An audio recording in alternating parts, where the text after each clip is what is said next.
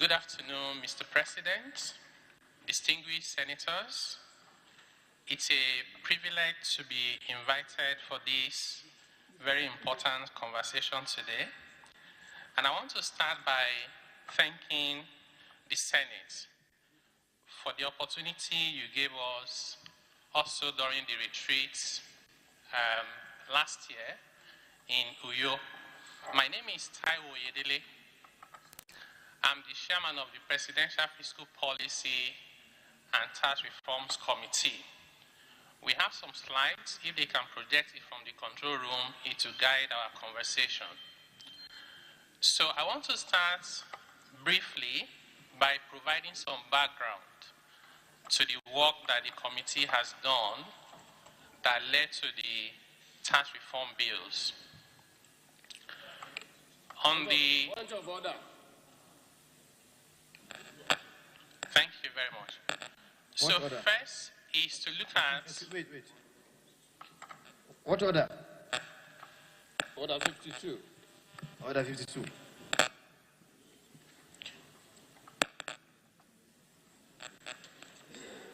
And Mr. President, my name is Senator Alin Dume. I represent Borno South.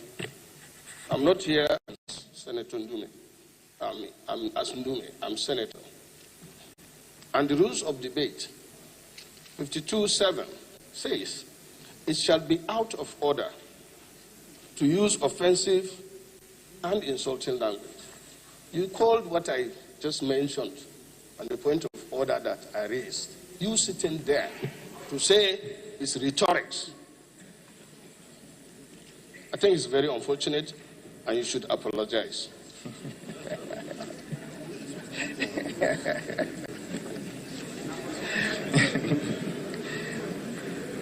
Well, I don't think the word rhetorics is a negative word. It's not an offense. Nobody used that against you. In the context it was used, it wasn't used against you. It was a general statement. I therefore rule out of order. Continue.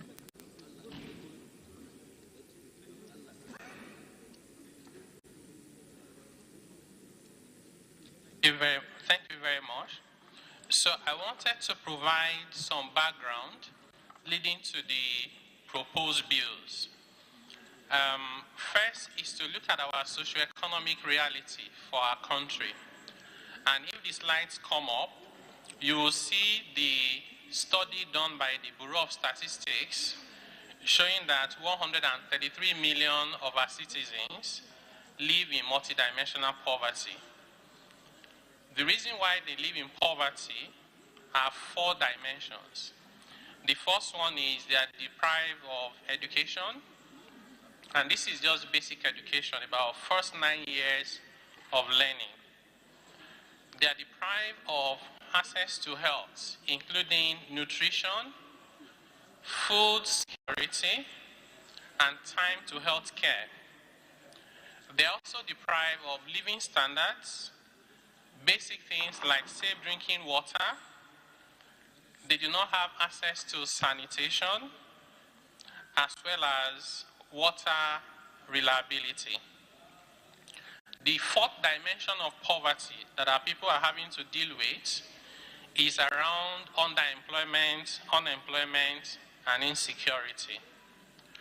Our economy has not been growing well enough. Over the past 10 years, our growth rate on the average has been under 2%, below our population growth rate. And this means that more people get into poverty every day than the previous day. Our inflation is very high, so is unemployment. Government revenue is very low, and public debt is rising, as well as the cost of servicing the debts. Investment in our country is declining. In the whole of Q2 of 2024, we only attracted about $29 million in foreign direct investments. Senator Wadada, Senator Pasui, Senator Sani Musa, take your seats.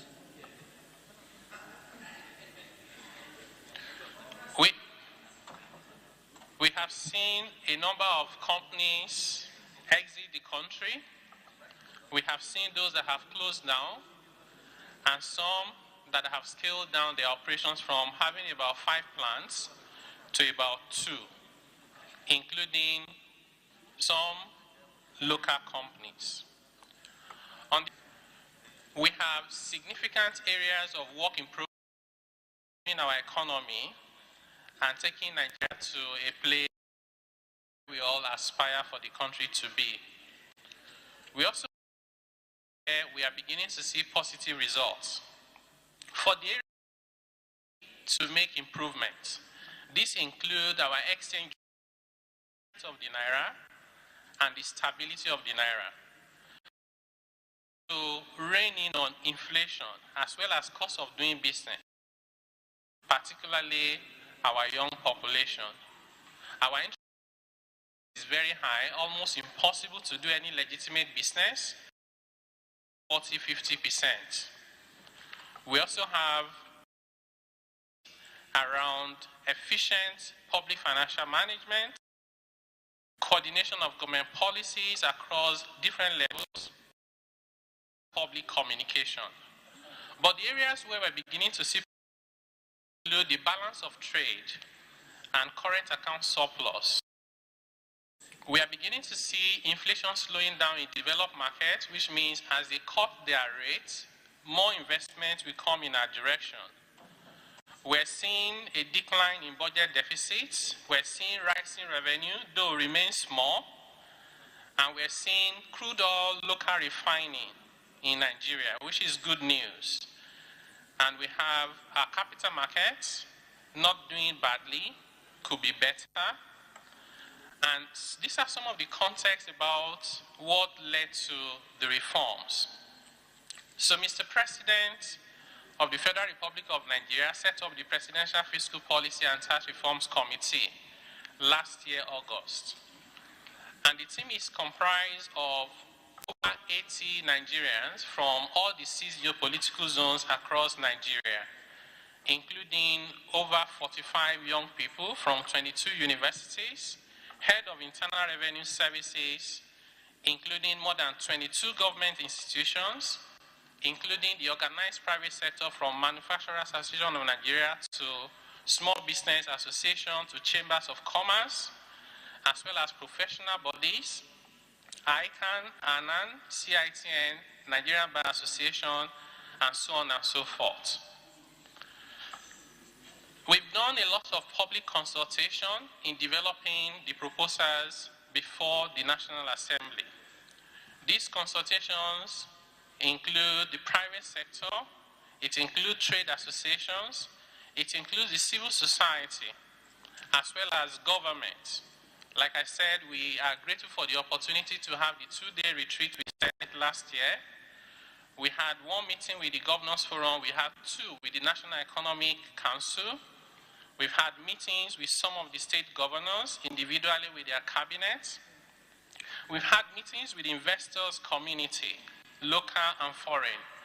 We had meetings with Nigerians with disability.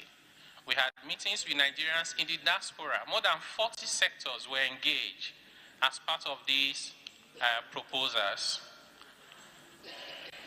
We also conducted requests for submission and surveys, and I'm pleased to inform the Senate that we received submission from all the 36 states in Nigeria. There was no single state that was left out.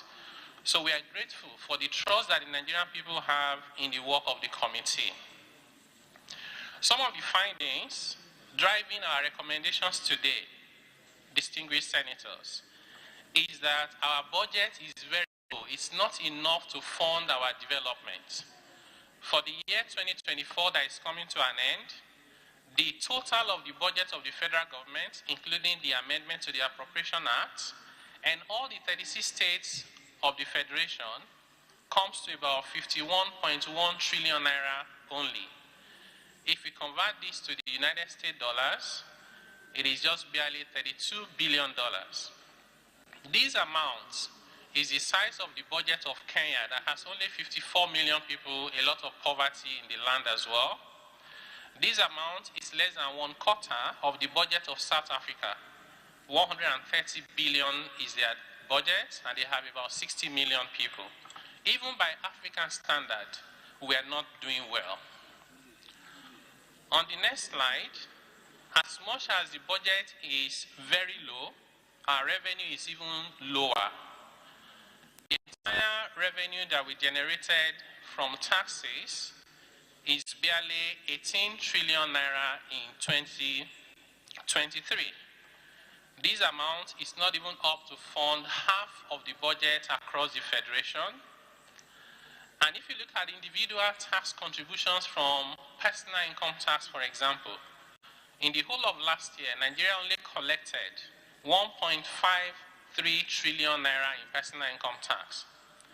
In that same year, South Africa collected 50.5 trillion naira equivalent. That is more than 30 times what Nigeria collected. Even Kenya, with 54 million people, collected 5.8 trillion naira, almost 4 times what Nigeria collected. It is instructive to note that in South Africa, you do not pay personal income tax until your income is up to 660,000 naira per month. Below that level, you are totally exempted.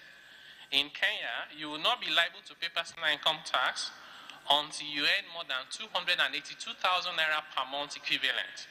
But in Nigeria, you are asked to pay personal income tax once you earn 30,000 naira per month. That's 1,000 naira a day.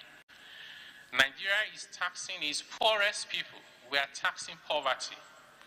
And it's not showing our tax collection because in our analysis, we could not find any country in the world where they place so much burden on their poorest and most vulnerable population. That's not where our revenue will come from. The 50 trillion naira equivalent that South Africa collected from personal income tax alone, which, by the way, is more than twice all our revenues combined from taxes as well as from proceeds from oil. These 50 trillion naira that collected, 90% of it came from the top 5% of their population. So we believe that the time is right for us to provide exemption for our poorest citizens. Given that they live in multidimensional poverty, they have no ability to pay taxes. And to ask some of us who are not so poor to pay a little bit more so that we can reduce the size of budget deficits and not have any need to print money to spend to fund the government. In every country that they have decided to print money to spend, the outcome is predictable. In Zimbabwe, a few years back, there was a 100 trillion Zimbabwe dollar, and I used to have the note, but I didn't bring it here. That note of 100 trillion was barely enough to buy a loaf of bread because they kept printing money. When the government cannot raise revenue rightly and they print money to spend, it is effectively taxation without legislation because the value of the money in everybody's pocket reduces proportionately. Unfortunately, this way of imposing taxes without legislation further impose more burden on the lower end of the ladder. And this will promote inequality and further fuel insecurity because of the social tension, hopelessness, and not caring for our people enough. The question we ask ourselves is that if we do not do these reforms now, then when should we do it? If it's not us, then who should do these reforms? On the next slide, we conducted a national study trying to find out from the Nigerian people their perception towards paying taxes, because you know that tax is at the heart of the social contract, is the reason why societies can exist. It turns out that only 17%, 1/7 of Nigerian adults believe that they should pay their taxes and that tax evasion is wrong and punishable. 83% of Nigerian adults will do anything but pay their taxes. This is the lowest that we have seen of any country where this study has been conducted. When we asked them why, is it that they don't want to pay taxes? They gave us 3 very important reasons. The first one is that they said they do not trust government. Number 2 is they said, even the ones we pay, what are we getting in return for those taxes we pay? Number 3 is they said even when they want to pay the taxes, the process are complex and corrupt. 2 in 3 adults said they were asked to pay a bribe in the process of wanting to pay their taxes. When we asked them what government should prioritize in terms of spending, they said government should prioritize spending on education, number 1, health, number 2, electricity, number 3, security, number 4. Distinguished senators, this request from the Nigerian people is very consistent with the reason why they live in multidimensional poverty. So the voice is clear from our people about what we must do. Many of the laws that we have in Nigeria today around taxation, we inherited from our colonial masters. For example, the stamp duty law is a law of 1939. In 1939, the world had not envisaged that there would be the internet. Trying to apply a law of 1939 in 2024 does not show that we are people that are ready for the next generation. Because of this, we decided that instead of amending our old laws that we inherited from the colonial masters, why don't we write new ones for ourselves? And this has been done in many countries across the world. This is what led to us trying to harmonize so many taxes that we have in Nigeria into few high revenue yielding, broad-based taxes, and eliminate those taxes that impose burden on our poorest people and small businesses so they can have the opportunity to thrive. It is when our people are prosperous that they have the ability to pay taxes. Our finding is that the fiscal system we have today inhibits growth. And in my private sector experience before my current role, I was involved for over a decade in looking at tax system in more than 180 countries worldwide. And I can tell you with all sense of responsibility, Nigeria's tax system is one of the most backward in the world. This cannot help us with our ambition of a great country, which is what we desire and truly deserve. We also find that government can do much better in terms of the priority and quality of spending, as well as how we borrow, in addition to issues around harmonization of taxes. On the next slide, I do apologize, you will not be able to read the contents, but it's intentional. We decided to put all the official levies and taxes collectible in Nigeria today, column 1 by the federal government, the one in the middle by the states, the one to the right by the local government, altogether more than 60 taxes and levies that we impose on our people today, yet we have no revenue to show for it. Whereas countries where they collect multiples of what we collect, they collect all those taxes from less than 10 taxes. So we believe that if we continue to do the same thing and expect a different result, the result will not be different. We believe it is time for us to take a step back and say, what taxes should we be collecting today? If you go into the Constitution, you find collection of taxes on wheelbarrow, taxes on bicycle, produce, TV and radio. In the days when those laws were written, having a television is an indication of wealth. Today is not. And we believe it's time for us to do the reforms. So this leads me now to the 4 major bills before you, and I'll give the highlights of those bills one by one. First and foremost, there's a structure that we use to develop the bills. We focus on some principles to guide our recommendations. Those principles include simplicity, harmonization, alignment with our economic objective. We cannot want to grow manufacturing and then we are taxing investment in manufacturing. It's inconsistent. We thought it's important for us to make sure that our tax and fiscal policies are consistent with our growth and development aspirations.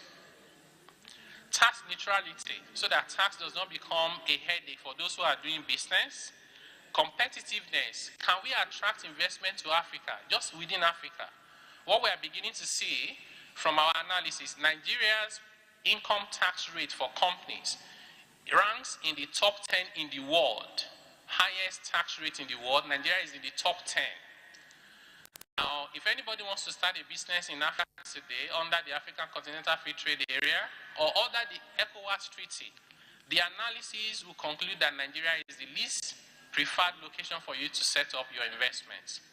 If we don't address this issue urgently, the crisis we have will get worse. Because what will happen is even Nigerian companies will decide to go and set up in Ghana and bring the produce to come and sell in Nigeria, since they have a more favorable environment. For example, Nigerian businesses are forced to pay tax even when they have made losses. When you force a company to pay tax when they have made losses, you're asking them to pay tax out of their capital. Is the fastest way to kill any company in the world. One of the reasons why America is one of the greatest countries in the world today is they support their businesses. Even when a business has made a loss, America allows you in some states to go and sell the loss and collect money so you can continue to fund your business. Some of the largest tech companies in the world made losses for more than 10 years before they began to make profits. We want to do the same thing in Nigeria. Today, if you want to set up a factory and you buy equipment and assets, you pay VAT on those assets. You will not be able to get credit for those VAT you have paid.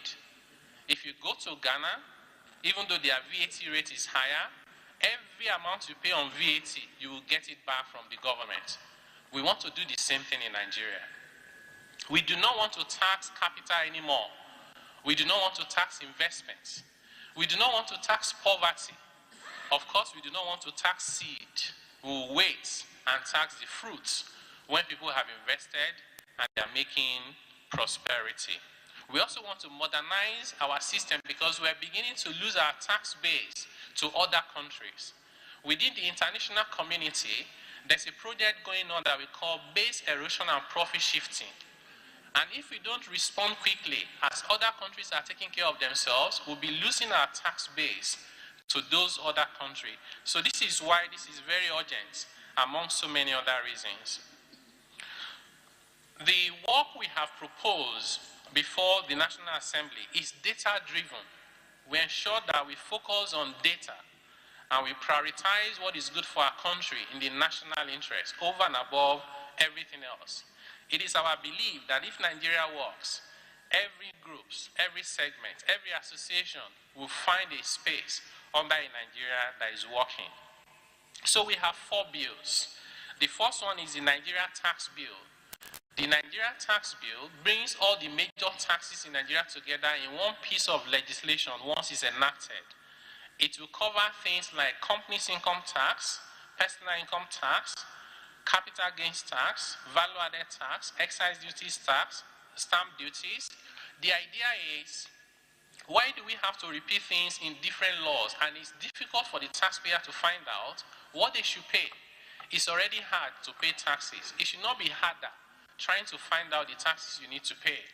Our belief is bringing these taxes together in one piece of legislation, write it in simple language that people can understand, will help us significantly.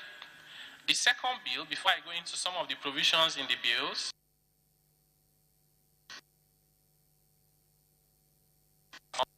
assessment, payment, tax audits, using technology in revenue administration. All of these are covered under the tax administration bill. Number 3 is the Nigeria Revenue Service Establishment Bill. This bill is seeking to replace the current Federal Inland Revenue Service.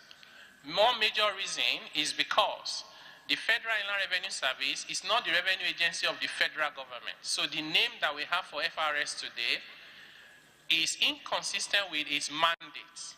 The taxes that the FRS collects are shared. So we believe that a better name for the FRS will be the Nigeria Revenue Service. But beyond a name change, we also believe that the FRS needs to be able to connect with other agencies of government collecting revenue so that taxpayers will not have the opportunity to explore loopholes because of information asymmetry. For example, if I import goods and I need to pay duties, I have a selfish interest to under-declare the goods so that I do not pay the right amount of duties. On the other hand, when I'm submitting my returns to the FRS, I have another interest to overstate my expenses so I can reduce my profit and not pay taxes. This is happening in Nigeria today, and sometimes we never find out. If we do, it takes years. We're saying, why can't we connect all the systems together? Why can't we even connect the system at the center with the subnational? In the United States of America that we like to refer to for a good federalism or federation, If you file, by the way, in the US, you pay federal income tax and you also pay state income tax. If you file your returns with the federal, it replicates immediately to the states.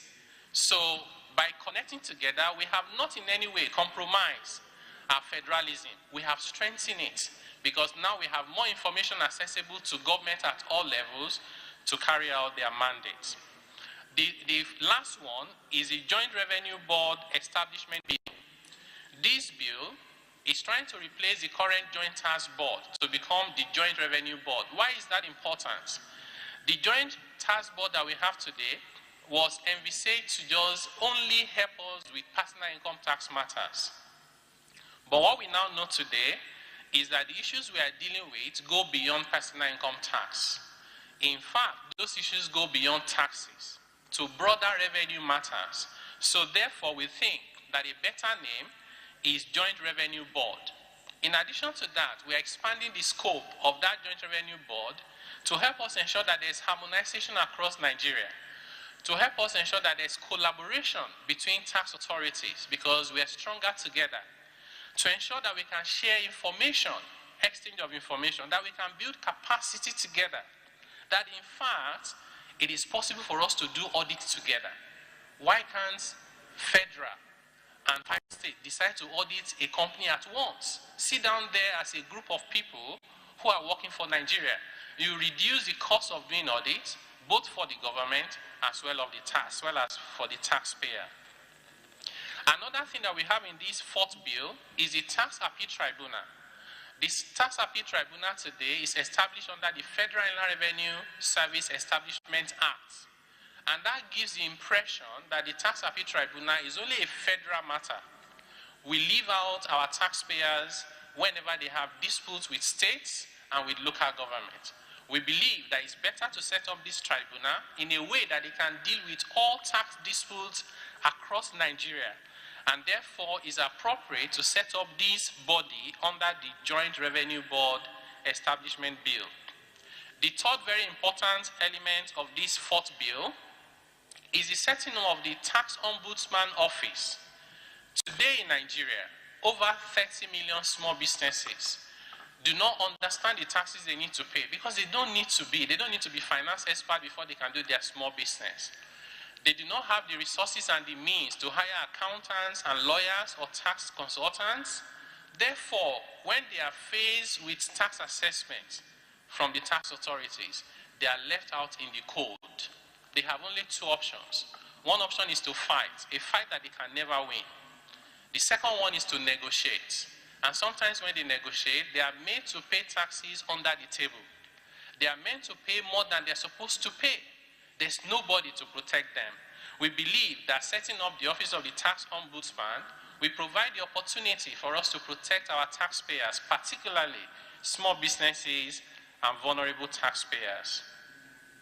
As a result of following what I've just given as an overview of all the four Bs, I will quickly go to each of them without wasting your time because I do understand how precious your time is, and we remain very grateful for this opportunity. The first and the major bill is the Nigerian tax bill. By the way, these bills have more than 200 proposals trying to reform different aspects of our tax system and our economy so that Nigeria can begin the journey towards greatness that we believe that every Nigerian truly deserves. So this Nigerian tax bill is the major bill of the four that has all the major taxes in Nigeria. It has 9 chapters and it has schedules.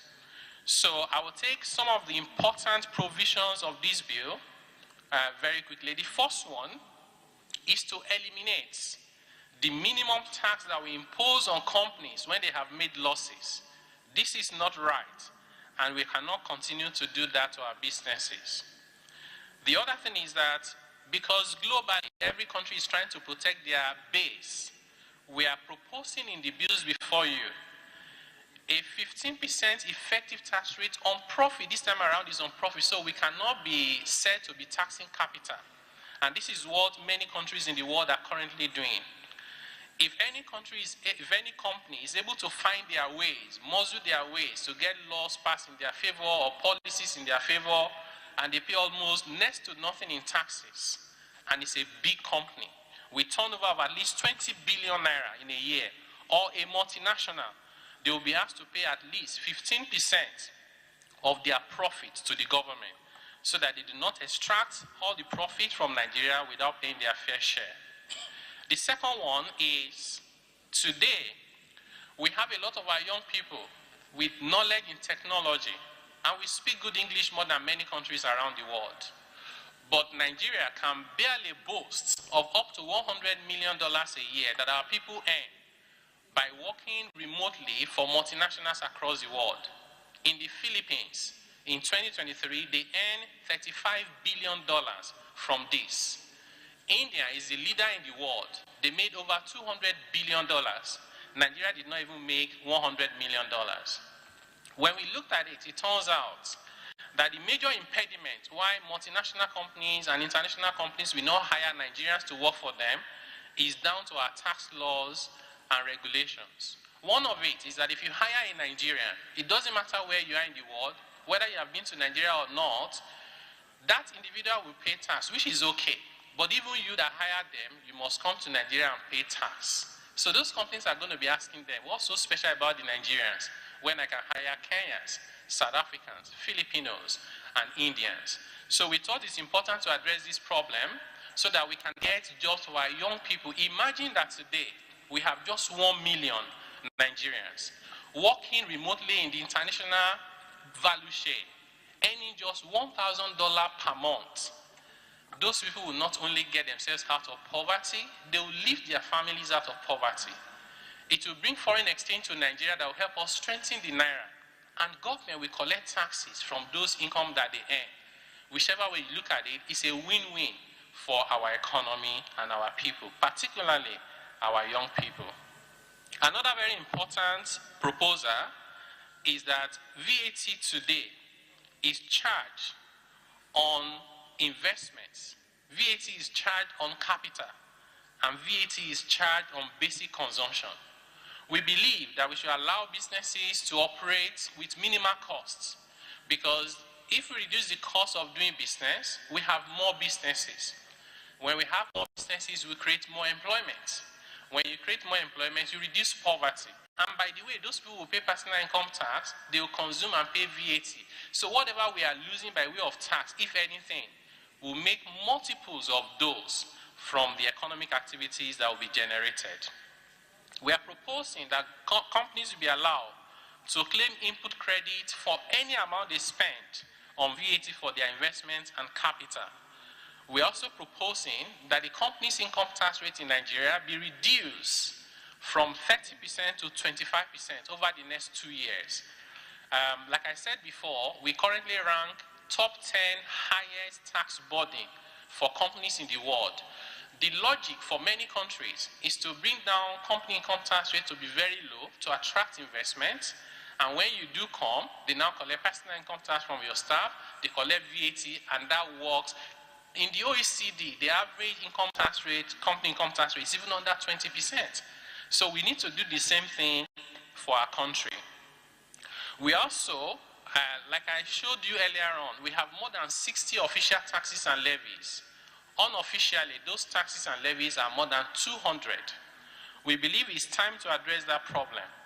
One of the ways we are proposing to address that problem is we have too many earmarked taxes. We have taxes for education, we have taxes for engineering and science, we have another tax for information technology, we have for police, and it's a long list. Normally, when companies pay their income tax, people pay VAT, individuals pay personal income tax, stamp duties. It is for government to try and prioritize how they spend the money. It is not right to then introduce new taxes for every area we want to develop. At the end of the 9th National Assembly, one of the exercises we did was we went through all the bills that were concluded at the end of the 9th National Assembly. There were over 250. We found 40 bills with levies and taxes here and there that have not been passed. This is a real danger to our economy, because once we keep passing these taxes and the amount of tax you need to pay exceed 100%, nobody doing legitimate business will continue anymore. We will only have criminals doing business because they will just ignore the taxes you ask them to pay. They won't pay anyway. And when the auditors show up, they'll settle themselves. We don't want to build a country that reward criminality and punish people who want to do the right thing.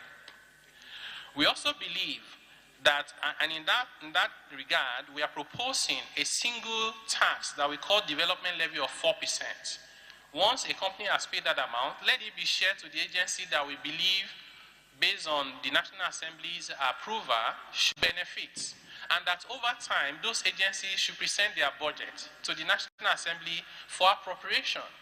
Let companies and businesses just pay the major taxes. Let government decide how to spend the money. We also believe that we should review incentives because we've seen a lot of abuse. We lose trillions of naira, and the National Assembly has raised these issues many times. We lose a lot of money to abusive incentives, to subjective incentives that are not available to everyone. Apart from the money that we lose, we also create distortion in the economy such that if I have access and I can get those incentives, I can outprice the other person who does not have access if I don't like their face. This again we believe is a matter we must correct. Another proposal we have in this bill is the fact that we want Nigerian companies to become multinationals so that we stop panicking every time that there's a problem with price of oil or volume. We believe that we can have multinationals in Nigeria today that will bring billions of dollars back from the money they earn globally. But our framework in Nigeria today does not encourage that. It's almost impossible.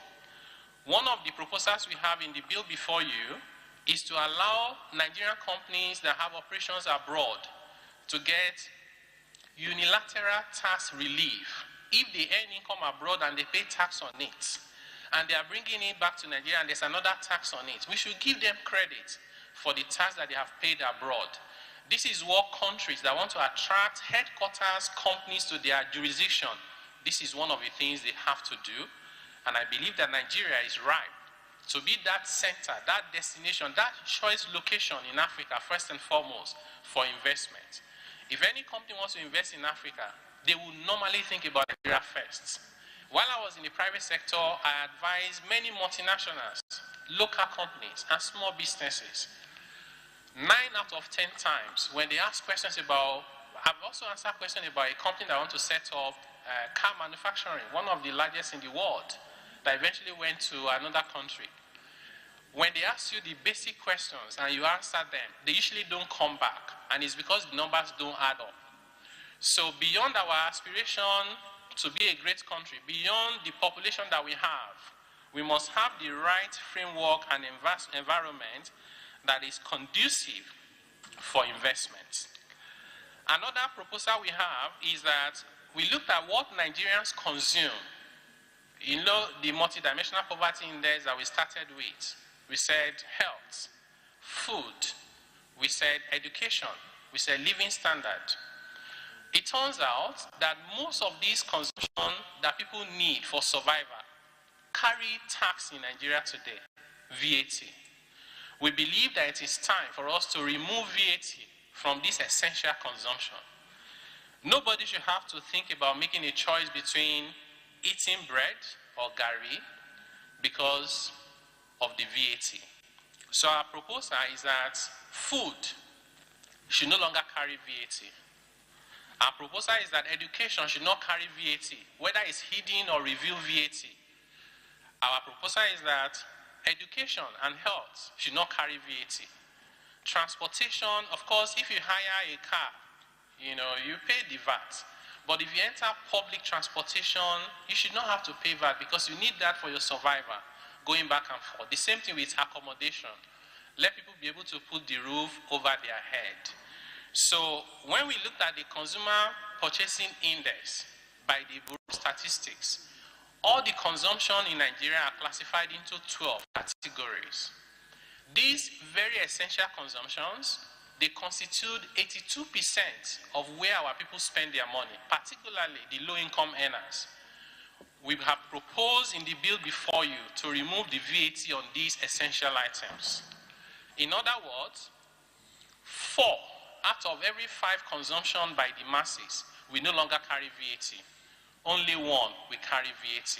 And that one that is carrying VAT is not the most basic things, which means people at the high income end are the ones who tend to spend a lot of money on those things.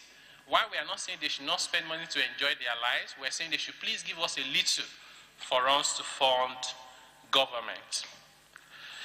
Then, we also believe that we should allow businesses to restructure their organization. So there are people who start businesses accidentally. They cannot find a job, they start selling something, before they know it. Before you know it, you have 5 companies and they're operating inefficiently.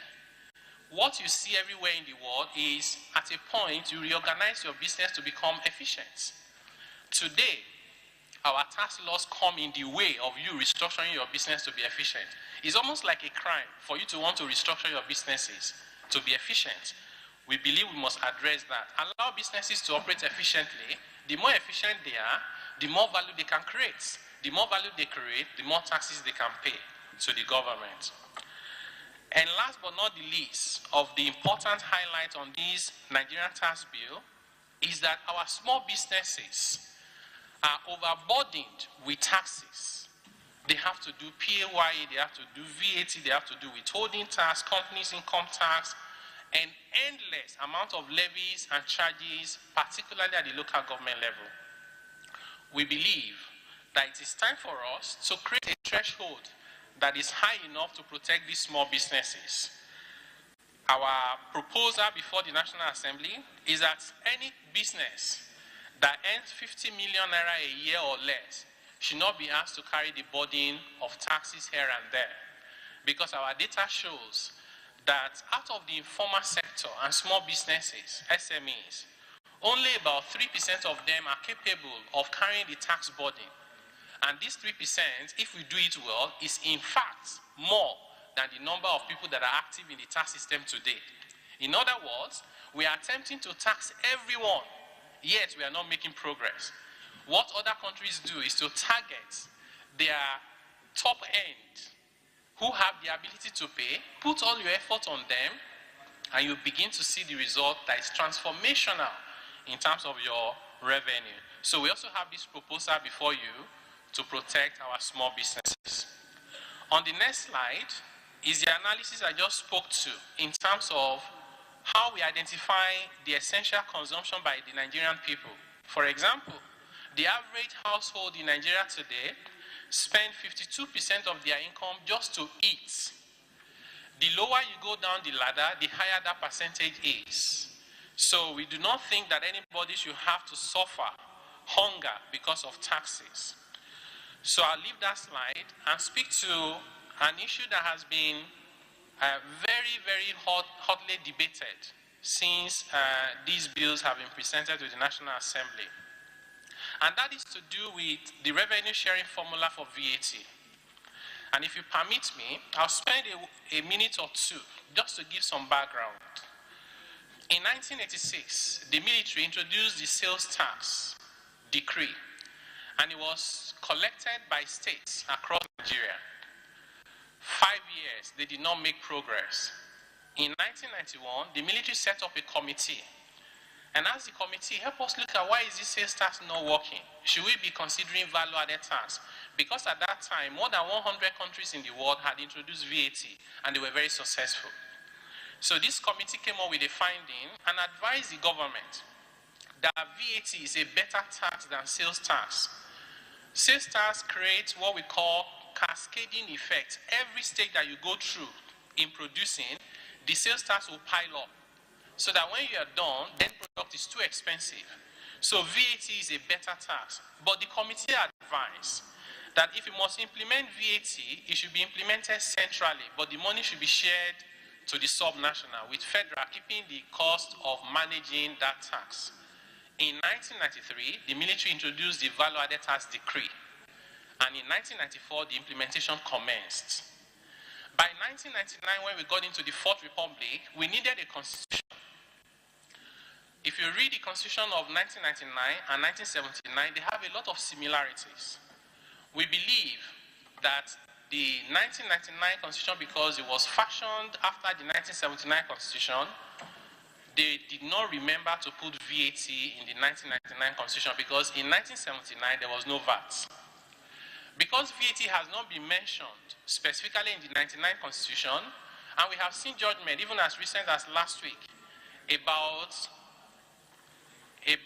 gaming, lottery that says it has to be House of Assembly of the States. Before then, we had one on hospitality and tourism. It also said, the Supreme Court said, it is the state. That is why Rivers State went to court. Lagos State has been to court on VAT, and they have won that VAT should be tax of the state. But the final appeal is at the Supreme Court. A final determination has not been made. We see danger that if we wait for the court to tell us the answer to this problem, that answer will create chaos for us. Number one, every state will collect less than half of what they are getting now. Number two, businesses will struggle because you bought something in Kaduna and you are selling it in Ekiti. They will not allow you for the input. And the more the cost piles up, the more businesses will struggle. In addition to that, in the US today, United States of America, they do sales tax and it's collected by states. But the state cannot collect sales tax on imports or international services because that is the exclusive preserve of the federal government. If states should begin to collect VAT today, they will not be able to collect import VAT. Import VAT and international VAT is about half the VAT we collect in Nigeria today. If anybody will benefit at all, it will be the federal government. We believe that the right solution is for us to address the concerns that those states have so that we can have a political solution to this problem rather than the one that says, let's wait for the Supreme Court. Therefore, we looked at the current formula for sharing VAT, and it says, federal government should take 15%, the state should take 50%, and local government should take 35%. That is the vertical distribution. But amongst the states, which is the horizontal distribution, it says at least 20% of the VAT revenue should be on derivation. The derivation for VAT is not the same thing as derivation for oil and gas. Every single state in Nigeria has derivation of VAT. When a state awards contract for their infrastructure, there's VAT, that's derivation. When any business there invoices for goods, that's derivation. But that derivation today is lopsided in favor of Lagos State because Lagos State is where the head offices of major companies in Nigeria are located. Today, VAT is attributed to the state where the VAT is paid to the government. For example, the largest VAT payer in Nigeria is MTN, followed by Dangote. When MTN remits VAT in Lagos, they are remitting VAT on all the calls that are made in Nigeria. Why is that credit given to only Lagos State? We believe that's lopsided. If Dangote sends cement across Nigeria to their distributors, Dangote's head office is in Lagos, they will pay the VAT in Lagos. All the VAT on Dangote cement, Bua cement, Lafarge cement are credited to Lagos. We said number one problem we must solve is to correct this lopsidedness of how VAT is attributed to states. Our proposal before you is that going forward, if we have your approval for the bills, every state will receive credit for the consumption within their territory. MTN will tell us these are the states where they made calls, and they can tell us from their masts. They have equipment. If I call here now, the call cannot go through until it connects, so they know where I am and making a call. When Dangote does not sell one bag cement to retailers, they send it to their distributors.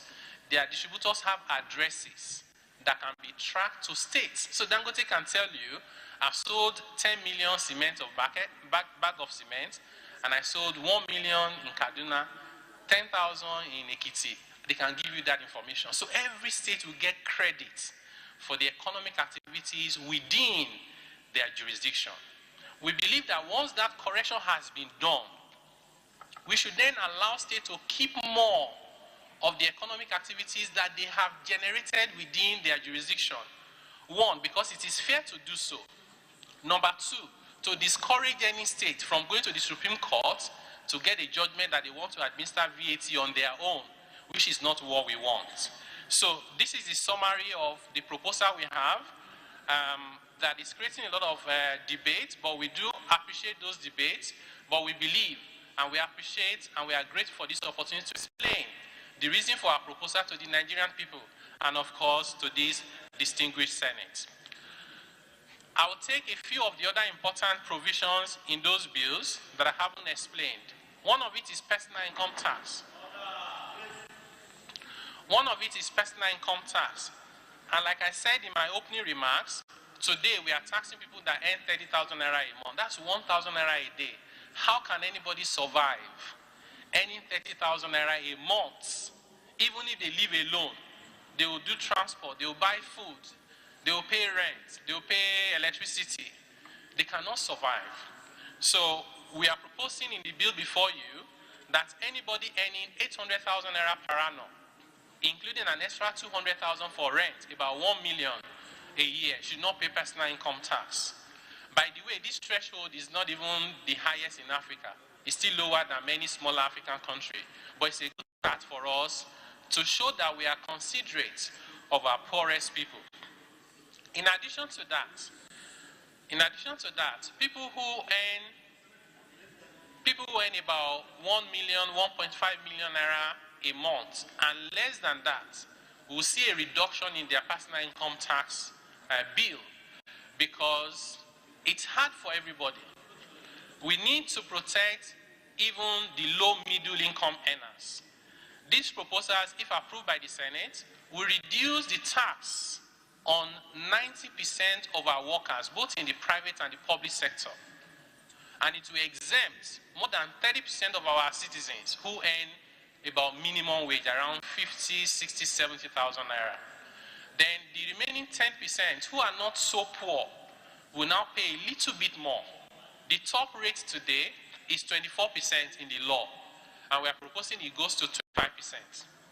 We're doing some other reforms around allowances and relief.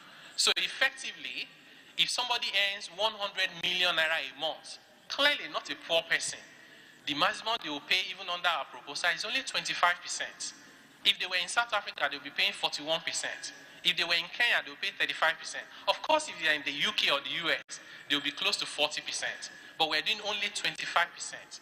One other reason why we believe it's important to adjust that rate for high net worth individuals is to encourage formalization. Today, distinguished senators, if I'm doing a business and I call it Taiwo Enterprises, I did not register with CAC, and I'm honest to pay my taxes, the maximum personal income tax I will pay is 19%. If I make a mistake to register that as a company the following day, from next year my company income tax is more than 40%. We are trying to correct this so that businesses will be encouraged to formalize their businesses. When they formalize their businesses, they open the door for growth. And then, because they grow, they pay taxes. I will move on to the second bill. The second bill is the Nigeria Tax Administration Bill. This is the bill that is seeking to set up a minimum standard for how we administer taxes across Nigeria, including harmonization of our tax identity. Today, someone like me can have about 3 IDs in Nigeria.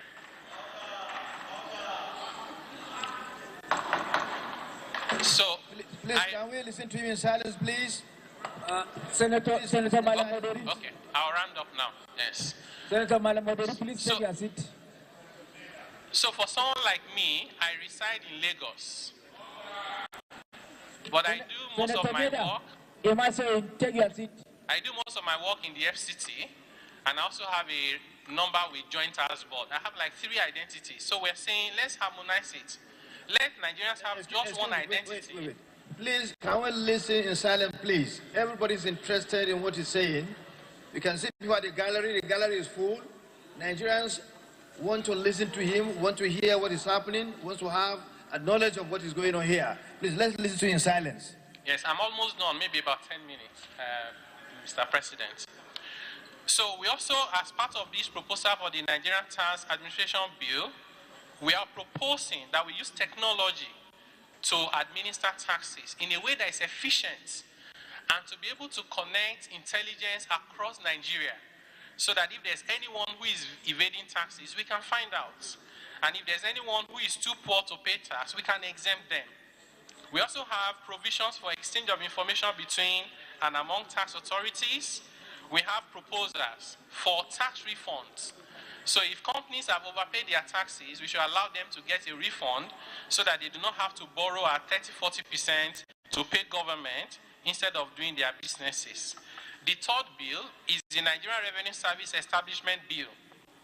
This bill, as I explained earlier on, is trying to make the FRS play its proper role as the revenue agency of the federation that collects money for the federation, and to then connect with other agencies as well as subnational in terms of tax intelligence, use of technology, capacity building, and collaboration and exchange of information. The last bill is the Joint Revenue Board Establishment Bill. I already explained this bill. It's trying to reform the Joint Tax Board to play a bigger role. It's trying to set up the Tax Appeal Tribunal in a way that it can handle tax disputes across Nigeria. Of course, taxpayers have the right to appeal to the court if they are not happy with the decision of the Tax Appeal Tribunal, which the National Assembly has set up but under a different framework. And the last one is a tax ombudsman to protect our small businesses and vulnerable taxpayers. So I will conclude on the next slide. Our belief is that revenue is only a means to an end. It is not an end in itself. And our policies, tax, fiscal policy, monetary policy, must facilitate sustainable growth and development for shared prosperity, which means that our economy must be organized in a way that is conducive and investment friendly. Our fiscal and tax policies must be purposeful and coherent, easy to understand and administer. Our laws must be enabling of businesses and dynamic, and governance must be simple and efficient. I'll conclude with our prayers to the distinguished Senate and the National Assembly. Our prayer is that our distinguished senators will go through these bills and help us consider them based on their merits and based on national interest in the light of the challenges that we face today. We stand ready at any time that we are given the opportunity to come and explain, to be able to do so, even to committees or any groups, as the Senate may so desire. We pray before the Senate that these proposals be favorably considered. Like I said, there are over 200 proposals trying to reform different areas of our tax system and the economy. We thank you very much for this opportunity today. We do not take it for granted. And once again, Mr. President and distinguished senators, thank you very much for the opportunity, and may God bless you. Nice. Thank you very much, Kana. Yes. The floor is now yielded to DG Budget. Order, please. Tanimu Yakubu, you have the floor. Mr. Tanimu Yakubu has the floor now. We'll listen to DG Budget.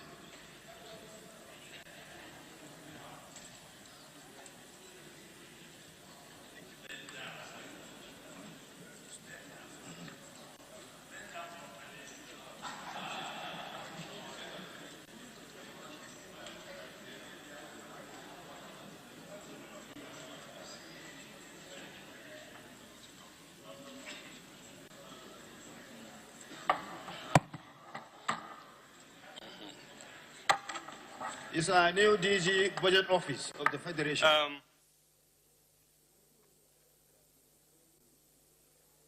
You're watching live plenary proceedings from the Senate, and today experts are in the chamber explaining to the legislators the newly introduced tax reform bills of the federal government. Nigeria's gross domestic product stood at $493 billion the highest in Africa at the time. Today, however, it is projected to decline by 40% to $363 billion in 2024, with a further alarming drop of 19.6% to $241 billion by 2025 if no corrective action is taken. Chief Whip, take action. Do something. This means that within a decade, our economy would have lost over half of its value, a staggering 51% decline from 2015 to 2025. This administration is determined to halt this economic slide.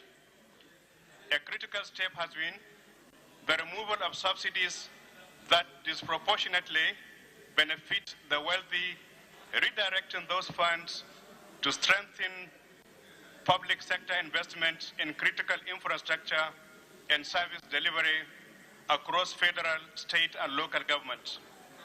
The results are already evident. Last month's Federation account distribution set new records in allocations. The results are already evident. Last month's Federation account distribution set new records in allocations to the three tiers of government. The tax reform bills before the National Assembly represents the next pivotal step in this economic recovery process. These reforms aim to consolidate the gains made so far, ensure sustainable revenue generation, and lay the foundation for a robust, inclusive economy. There are 10 compelling reasons why these bills will not only prevent further economic decline, but also catalyze a rapid economic turnaround for our country. 1, strengthening national growth. Nigeria's tax reform is a bold step toward building a self-reliant economy. By enhancing revenue generation, we reduce dependence on external borrowing and pave the way for sustainable growth and development. Fair and inclusive system. The reforms are designed to create a tax system that is equitable, ensuring that every individual and business contributes their fair share. Nigeria is supporting sectors like agriculture, solid minerals, manufacturing, and technology, helping to diversify the economy and reduce over-reliance on oil revenue. Number 4, boosting investor confidence. A transparent and predictable tax system instills confidence in both local and international investors, creating an environment conducive to business expansion and job creation. Number 5, encouraging compliance and efficiency. With streamlined processes and technology-driven system, tax collection is becoming simpler, more efficient, and less prone to abuse, encouraging voluntary compliance. Number 6, empowering state and local governments. Tax reforms strengthen the fiscal autonomy of states and local governments, enabling them to fund critical infrastructure and deliver better public services directed to their people. Number 7, investing in the future. Increased revenue from reforms will be channeled into vital sectors like education, healthcare, and infrastructure, ensuring a better quality of life for all Nigerians. Number 8, global competitiveness. With a modernized tax regime, Nigeria positions itself as a competitive player in the global market, fostering trade, innovation, and economic partnerships. Number 9, a collective responsibility. Taxation is a shared duty of citizenship. Through these reforms, every Nigerian plays a critical role in nation building, contributing to a stronger, more prosperous country. And lastly, a pathway to prosperity. This is not just about raising revenue. It is about creating an economy that works for everyone. The tax reform represents a collective effort to secure Nigeria's future and unlock the potential of our country. Thank you very much, distinguished senators. Thank you, DG Budget Office.